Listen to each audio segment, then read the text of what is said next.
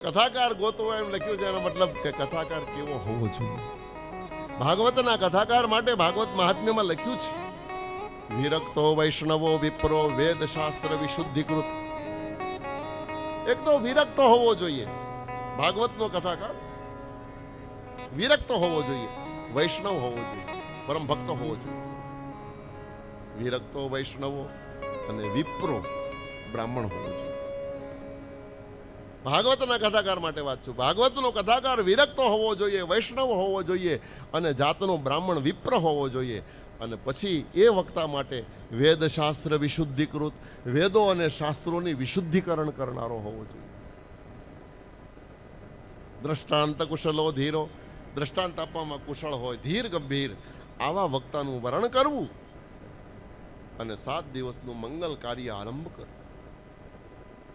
પણ અહીંયા આગળ સનત કુમારો નારદજીને કહે છે, વક્તાના નિયમો મેં બતાવ્યા. વક્તાઓ માટે પણ નિયમો બતાવ્યા. આ વક્તાના નિયમો પણ વક્તાઓએ શું કરવું? બોલે દરરોજ ગણેશની પૂજા વક્તાએ વિધાનપૂર્વક કરવી. કથા વિઘ્ન વિઘાતાય ગણનાથમ પ્રપૂજયે. વક્તાએ પણ ગણેશજીની પૂજા યજમાનને તો કરવી જ, પણ વક્તાએ પણ દરરોજ કરવી. હવે હું શ્રોતાઓના નિયમ કહું છું. નારદ, તમે સાંભળો.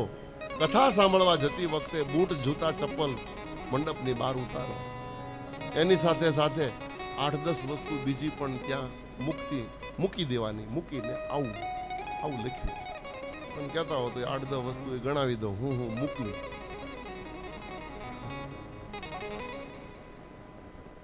ગણાવી દો. કામ ક્રોધ મદમ માન મત્સર લોભ મેવ ચ દંભમ મોહમ તથા દ્વેષમ દૂરયે ચ કથાવ્રતિ.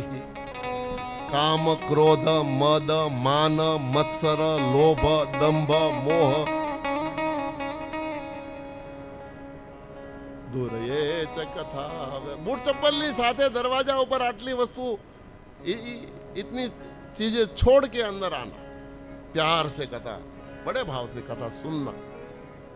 जाती वक्ते हो ની વસ્તુ લઈ જવાની છૂટ.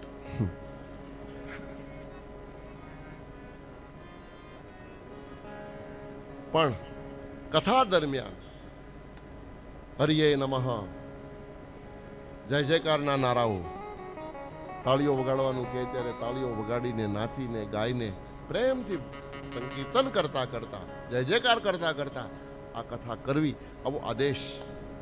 જય શબ્દ, નમઃ શબ્દ, શંખ શબ્દશ્ચ કાર્ય લખ્યું છે. જય જયકારના નારાઓ કરવા, નમઃ હરિયે નમઃ શબ્દના પોકાર કરવા, શંખોના ધ્વનિ કરવા, મંગલ વાજિંત્રો વગાડવા. વિપ્રેભ્ય યાચકેભ્યશ્ચ, બ્રાહ્મણોને રોજ દક્ષિણા આપવી અને કોઈ યાચક જો મળી જાય તો જાચકને પણ દેવું. વિપ્રેભ્યો યાચકેભ્યશ્ચ વિત્તમ માનાય દીયતા, એને દાન અને દક્ષિણાઓ આપવી. પાવન વાતાવરણમાં પ્રભુની કથાનો આરંભ કરવો. આ હતું ભાગવતનું મહાત્મ્ય.